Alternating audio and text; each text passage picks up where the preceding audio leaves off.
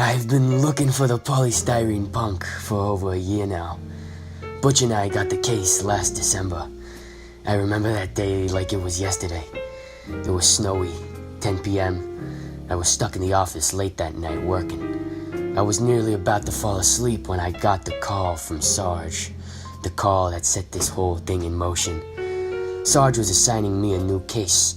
Told me there was a new vigilante on the street selling an ultra-cheap, non-biodegradable plastic. Sarge said it would be an easy job, and that we could catch the guy in less than a week. Ha! How wrong he was. We didn't count on the Polystyrene Punk's ruthlessness, his craftiness. His method was genius. He made the polymers from a bunch of monomers that each have a benzene ring attached not to a methane group, not to an ethane group, but to an ethene group. We'd seen wannabe dealers make plastic from methane and ethane, but never ethene. And when we thought it couldn't get any worse, we found out that the monomers he used were added onto each other by breaking the double bond in the ethene group. We almost got him in Moscow. We had him cornered. We knew exactly where his lab was, and we got one of his henchmen to rat him out. And still, we underestimated him. By varying the length and strength of his chains, he could make that plastic into almost anything.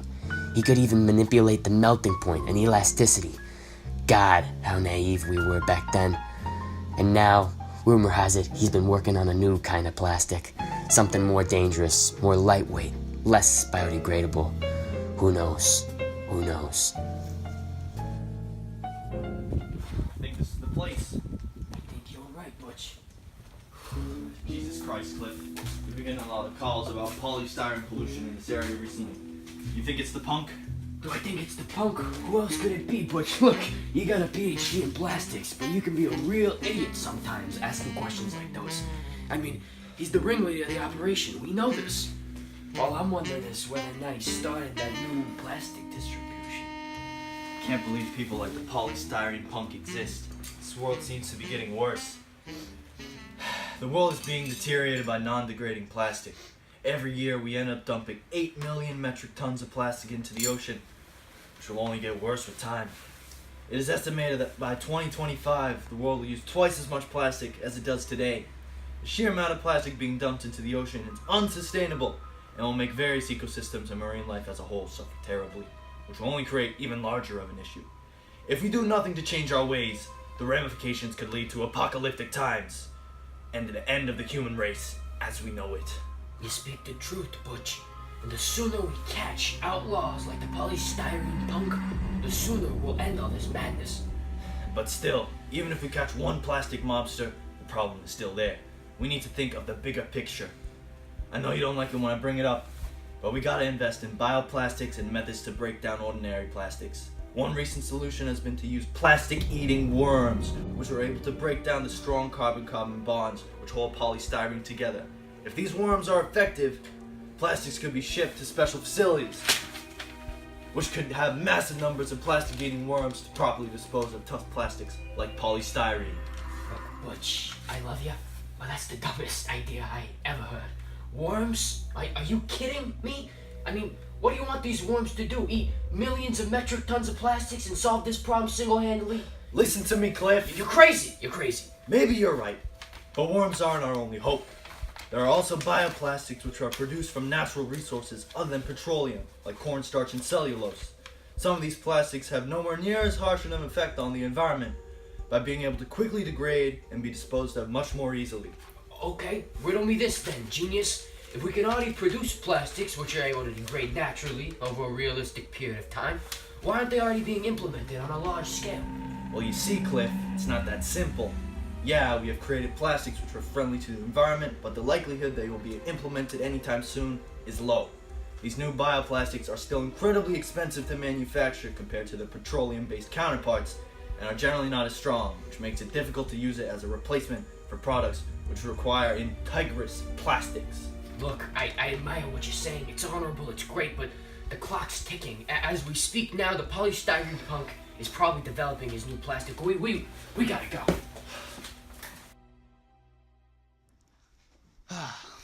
Another day at the lab. This is where I synthesize all of my polystyrene. I have fine-tuned my process for synthesizing both hard plastics and foams. For the hard plastics, I utilize a state-of-the-art tactic for producing atactic polystyrene. I start with the monomer, which is simply a benzene ring attached to an ethene group. Then I introduce a free radical into solution with substantial heating, which causes the double bond within the ethene group to become a single bond and form a new bond with another nearby radicalized monomer. This process will continue until a terminating agent is added to the solution at the proper time to ensure the proper chain length is achieved. If the chains are too long, it will not readily melt, but if they are too short, it will be very brittle. Once the polymerization is complete, I let the solution set and properly crystallize.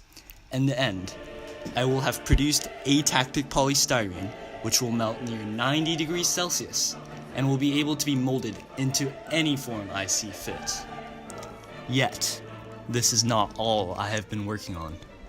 I've also started to try and produce a foam version of polystyrene, which begins with the same process, but with a few additional steps I am able to synthesize a lightweight durable foam called EPS.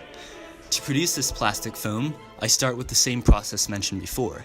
Yet, after I add the terminating agents, instead of letting the polymers rest, I cool it and extract uniform beads with various meshes. These beads are then expanded to achieve proper density, which is accomplished by heating them with steam. During this expansion, an agitator is used to prevent the beads from becoming uniform. As these beads expand, they rise to the top of the vessel in which they are contained and are emitted out of a cavity into a mold. Once contained in the mold, I let the foam sit for at least 24 hours, allowing air to run through to make the foam even stronger.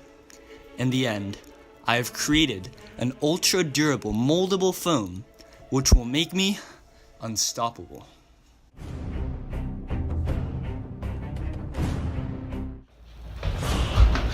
Stop right there, Polystyrene Punk! We got you this time! Butch and Clifford, how nice of you to come. Welcome to my lair. You say you got me? Just like how you got me in Moscow, huh? No, it's different this time. We've really got you. You can't touch me. My products are so cheap, they cost 4 cents per utensil.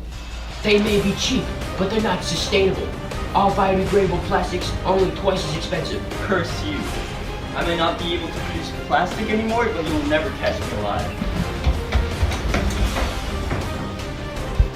Darn, he got away. But hey, we did this. You and me, Butch. Nobody, not even the Polystyrene Punk,